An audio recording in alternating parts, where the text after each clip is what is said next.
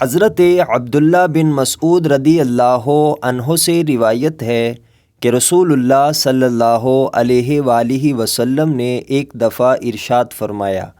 تم میں سے کس شخص کو اپنے وارث کا مال اپنے مال سے بڑھ کر پیارا ہے؟ صحابہ کرام نے عرض کیا،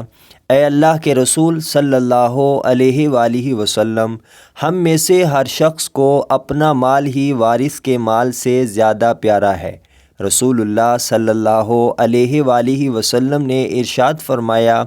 تم میں سے کوئی شخص بھی ایسا نہیں جسے اپنے وارث کا مال اپنے مال سے زیادہ پیارا نہ ہو، کیونکہ تیرا مال تو وہ ہے جو تو نے خرچ کر لیا، اور جو تو چھوڑ گیا وہ تیرے وارث کا مال ہے۔ سنن نسائی حدیث نمبر 3642۔ حضرت ابو ہریرہ رضی اللہ عنہ سے روایت ہے، انہوں نے فرمایا کہ ایک آدمی نبی اکرم صلی اللہ علیہ وآلہ وسلم کے پاس آیا اور کہنے لگا، اے اللہ کے رسول صلی اللہ علیہ وآلہ وسلم، کون سے صدقے کا ثواب زیادہ ہے؟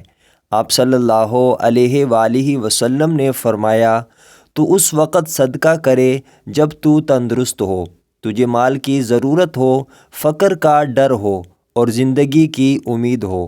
اور صدقہ کرنے میں تاخیر نہ کر، حتیٰ کہ جب روح حلق تک آ جائے تو پھر تو کہے، فلاں کو اتنا دے دو، اب تو تیرا مال دوسروں کا ہو چکا۔ سنن نسائی حدیث نمبر 3641۔